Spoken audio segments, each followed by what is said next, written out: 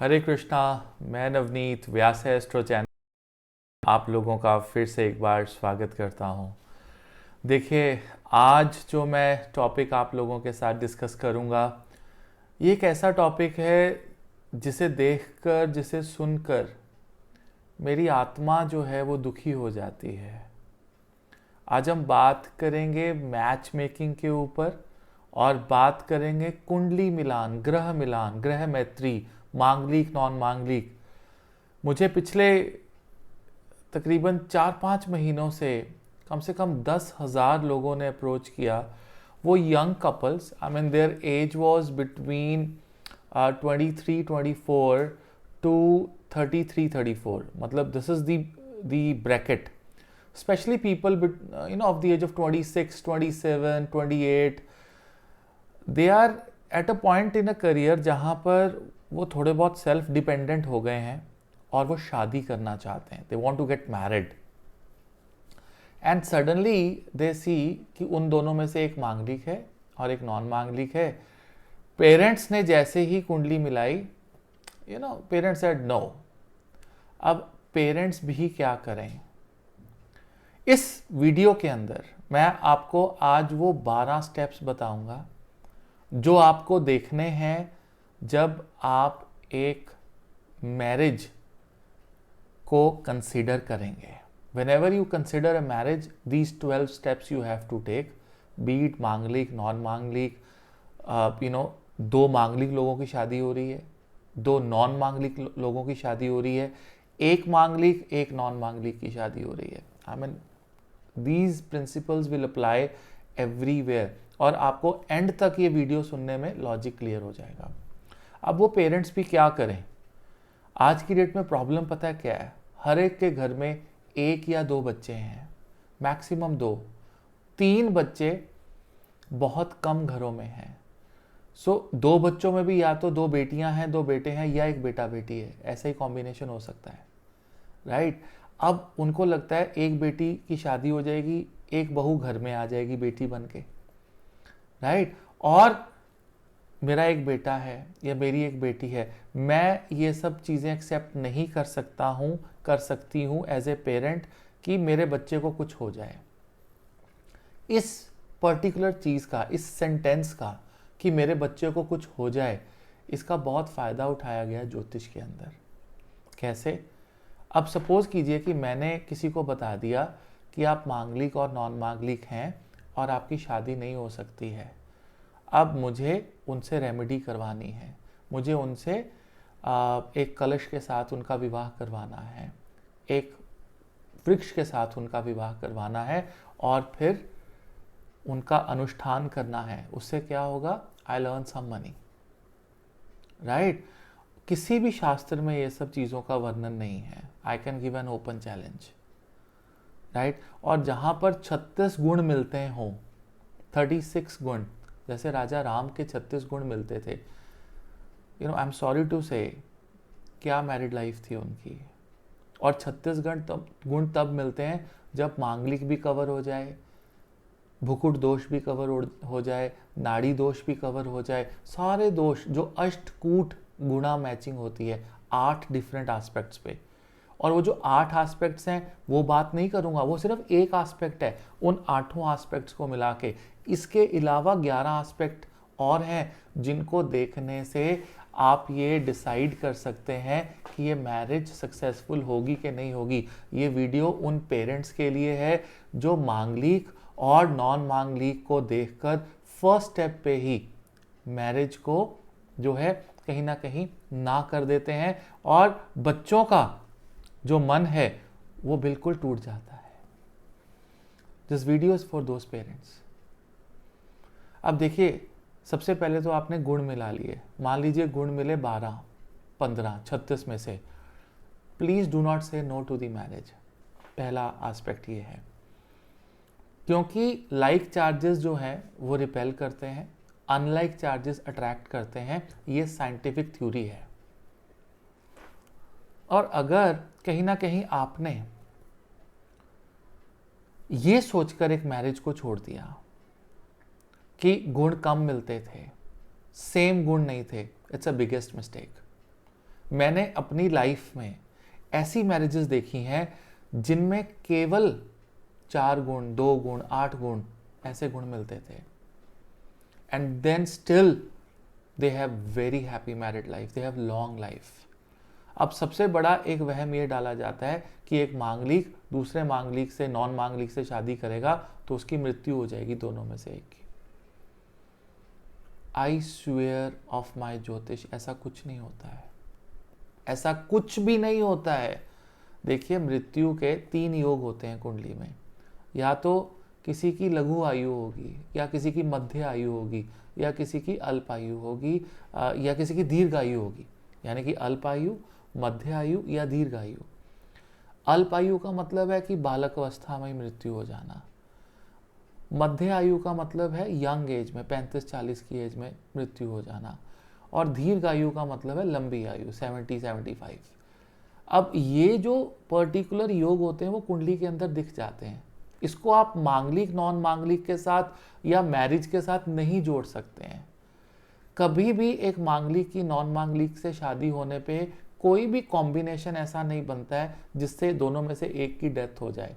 वो तब होती है अगर किसी की जिंदगी में अल्पायु या मध्य जो है आयु हो कुंडली के अंदर, वो योग बनता हो, तो फिर चाहे वो मांगलिक है, चाहे वो नॉन मांगलिक है, चाहे वो 2 नॉन मांगलिक की शादी हो रही है, तो भी वो प्रॉब्लम आ जाएगी। मेरे पास एक केस आया, तकरीबन 24 गुण मिलते थे, 2 मांगलिक बच्चों की शादी हुई, एंड शादी के 15 दिन बाद हस्बैंड की डेथ हो गई। पेरेंट्स वर सो अपसेट, उनका ओनली सन था एंड वेरी रेपुटेड फैमिली, और दे वर सो अपसेट कि ये तो मांगलिक का भी इन्होंने टेवा मिलाया, और फिर भी ऐसा क्यों हुआ। पंडित ने बड़ा हंसकर, बहुत सारे पैसे लेकर, बधाई देकर वो शादी की थी। अब उस पंडित जी के पास अगर वो पूछने गए तो उन्होंने जवाब दिया कि ये जो जीवन मरण है वो तो परमात्मा के हाथ में है। बिल्कुल सही कहा पंडित जी ने, लेकिन अगले ही पल अगर उनके पास कोई और कुंडली लेकर जाएंगे तो उस पर्टिकुलर इंस्टेंस से वो मोटिवेशन लेके ये बोल देंगे कि अरे ये तो डेथ हो सकती है, क्योंकि दिमाग में वो चीज़ चली हुई है। जीना और मरना परमात्मा के हाथ में है, ये कभी भी योग कंसिडर नहीं करना चाहिए, ये पाप है। अगर आप देखना चाहते हो कि शादी सक्सेसफुल होगी कि नहीं, मांगलिक नॉन मांगलिक जो दूसरा एस्पेक्ट है, उसके अलावा तीसरा एस्पेक्ट आप क्या देख सकते हो कि आने वाले 10-15 साल दोनों की कुंडली में दशाएं कैसी हैं। देखिए, अगर कुंडली के अंदर दशा अच्छी है 10 साल 15 साल आगे, चाहे आप मांगलिक हैं, चाहे आप नॉन मांगलिक हैं, चाहे आप कुछ भी हैं, राइट, आपकी लाइफ अच्छी गुजरेगी। सिंपल प्रिंसिपल है। और अगर आपके 36 गुण मिलते हैं और आने वाले 15-20 साल स्ट्रगल के हैं, चाहे जितने मर्जी गुण मिलते हों, आपकी लाइफ स्ट्रगल हेल हो जाएगी। और ऐसे सर्कमस्टांसेस में तो शादी होती ही ना, कि डिवोर्स भी नहीं है, बीमारी भी है अगले 15-20 साल के अंदर, पैसा भी नहीं है, खुशी भी नहीं है, बच्चे भी लेट हैं। तो ये गुण चेक करो ना। आप चेक करो कि 2 लोग जो शादी कर रहे हैं, क्या उनके सेम ईयर्स में बच्चों का योग है? Then they are made for each other. आप पंडित जी के पास जाओ, बोलो कि आप हमें कैलकुलेट करके बताएं प्रिडिक्टिव एस्ट्रोलॉजी के अंदर कि एक टेवा है, इसमें संतान की प्राप्ति कब होती है, अब इस टेवे के अंदर संतान की प्राप्ति कब होती है। They will match, they will match. आप जिन लोगों की शादी हो चुकी है, बच्चे हो चुके हैं, उनका टेवा निकालो, दोनों हस्बैंड वाइफ की कुंडली में से योग निकल रहा होता है संतान का, और उसी महीने उसी दिन संतान हो रही होती है। कभी आपने सोचा ये बात? रिवर्स मेथोडोलॉजी से कभी कुंडली मिलाई? यहां पर लोग मार खा जाते हैं, और 2 प्यार करने वाले लोग या अच्छे अच्छे अरेंज मैरिज के रिश्ते भी छोड़ देते हैं, जस्ट बिकॉज वन इज मांगलिक एंड अदर इज नॉन मांगलिक। How pathetic. क्योंकि एक कुंडली में मांगलिक और नॉन मांगलिक को ढूंढना बड़ा आसान है, कि अगर मंगल 12वें, पहले, चौथे, 7वें, 8वें घर में है, और साउथ इंडिया में दूसरे घर में भी तो बंदा मांगलिक है, पंडित जी को फटाफट से नजर आता है ये मांगलिक, ये नॉन मांगलिक नहीं हो सकता। हाउ? उस पर कोई काम नहीं करना चाहता, उस पर कोई वर्क नहीं करना चाहता, 99% मंगल दोष कैंसिल हो जाता है। मंगल के ऊपर बृहस्पति की दृष्टि होती है, मंगल जो है सूर्य की राशि में होता है, अस्त होता है। लड़के की कुंडली में शनि बैठा होता है उन घरों के अंदर। इतने सारे कॉम्बिनेशंस हैं जहां से मंगल दोष कैंसिल हो जाता है, जिस पे मैं अलग से वीडियो बनाऊंगा। अगला एस्पेक्ट आप ये देखें कि दोनों की अगले 10-15 साल में हेल्थ कैसी है, ये चौथा एस्पेक्ट है। You must look at that. और अगर हेल्थ अच्छी है, माइंडसेट अच्छा है, एटलीस्ट 50% थिंग्स आर ओके। फिर आप देखिए कि अगले 10, 15, 20 सालों के अंदर फ्यूचर प्रॉस्पेक्ट्स कहते हैं। फॉरेन ट्रेवल है, जॉब है, बिजनेस है। How are the future aspects.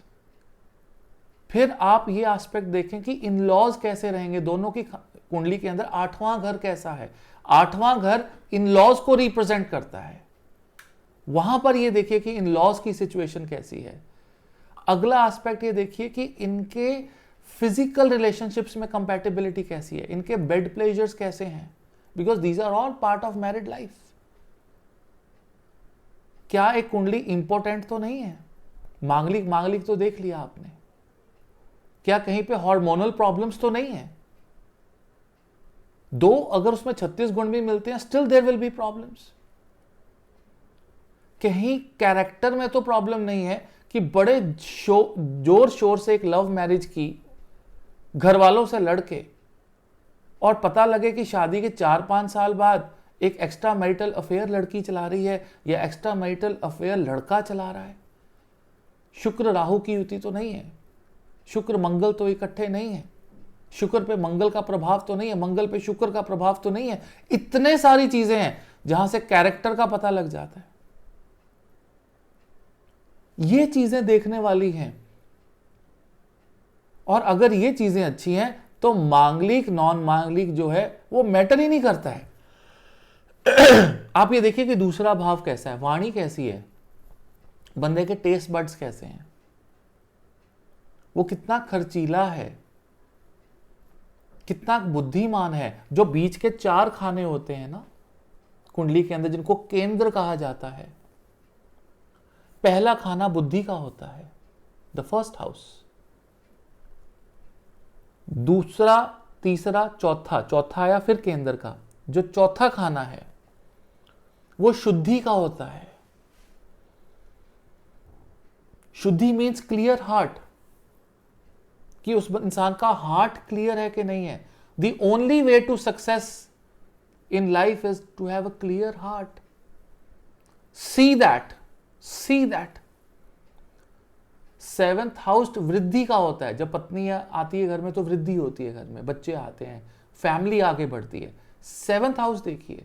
10th house समृद्धि का होता है, व्यापार बिजनेस में समृद्धि होती है, उसको देखें आप। 5 और 4 9 आयु, उसको देखें आप। भाई बहनों के साथ रिश्ते, कभी कभी जॉइंट फैमिली होती है, भाई बहनों के साथ रिश्ते खराब होते हैं, उसमें से कोई ना कोई जादू टूना करने लग जाता है आते ही। चाहे दोनों मांगलिक हैं, नॉन मांगलिक हैं, एक मांगलिक नॉन मांगलिक है, रिश्तेदार वाला जो खाना है वो कैसा खाना है। If you have not considered these aspects of life, cash flow कैसा है कुंडली में, एसेट्स बनेंगे कि नहीं बनेंगे, ये चीजें आपने देखी। और अगर इनमें से 12 में से 6 चीजें भी अप्रूव होती हैं और उन 6 चीजों में मंगल नॉन मंगल नहीं आता है, मैं आपको दावे से कहता हूं कि आपकी मैरिड लाइफ सक्सेसफुल रहेगी। आप प्रायोरिटाइज तो करो उस चीज को। मंगल सिर्फ एक पैशनेट प्लैनेट है। लोग इसलिए डरते हैं कि मांगलिक लोग पैशनेट होते हैं, लेकिन 90% कलयुग के अंदर मंगल पावरफुल ही नहीं होता लोगों का। या वो कंबस्ट है, उनके ऊपर दृष्टि है, वो स्ट्रांग नहीं है, डिग्री वाइज बलाबल नहीं है, उसका नक्षत्र वीक है, नक्षत्र जो है उसका जो प्लैनेट लॉर्ड है वो अच्छा नहीं बैठा है, जिस राशि में मंगल है वो उसका जो डिपॉजिटर है, राशि लॉर्ड जो है वो कमजोर बैठा है। इतनी सारी कंडीशंस होने के बावजूद भी आप एक पंडित उसमें से ढूंढ नहीं पाता है कि एक मांगलिक और नॉन मांगलिक को कैसे मिलाया जाए, एक रियल कुंडली कैसे मिलाई जाए। That is the real problem. I usually take 1 hour for normal consultation of a horoscope. When it comes to matchmaking, I work for at least 2 days on a horoscope. I take those horoscopes in my meditation. I take those horoscopes in my discussion. I take those horoscopes when I'm sleeping, eating, walking, because अगले 40-50 साल दो लोगों के मेरे हाथ में होते हैं उस समय. And it's a very serious business. कोई भी कुंडली 10 मिनट में नहीं मिलती. जो मंदिर के पंडित जी के पास जाके आप 15 मिनट में कुंडली मिला के आप फैसला सुना देते हैं आके, वैसे जो आप फैसला सुना देते हो वो पाप है. That is how you should not do the match making. So ये जो मैंने आपको स्टेप्स बताए, दशा देखो, मैच करो बच्चे कब हो रहे हैं, इकट्ठे इकट्ठे प्रोग्रेस. मैंने बड़े ऐसे हॉरोस्कोप देखे हैं जिसमें सेम दशा चल रही होती है. बिकॉज एक घर में रहेंगे तो सर्कमस्टांसेस तो सेम होंगे, सिग्निफिकेशन सेम होती हैं. 1 मिनट में पता लग जाता है कि ये लोग शादी करेंगे और रहेंगे. That's how it should be. तो मेरा एक छोटा सा विश्लेषण था. आई एम श्योर आपको अच्छा लगा होगा. Please do subscribe. शेयर करो उन कपल्स के साथ, उन पेरेंट्स के साथ जो टेंशन में है. शायद बृहस्पति जी आकर मेरे जीवन में मेरे को आशीर्वाद दें कि मैं आप सबकी मदद कर सकूं. I'll again come up with another video.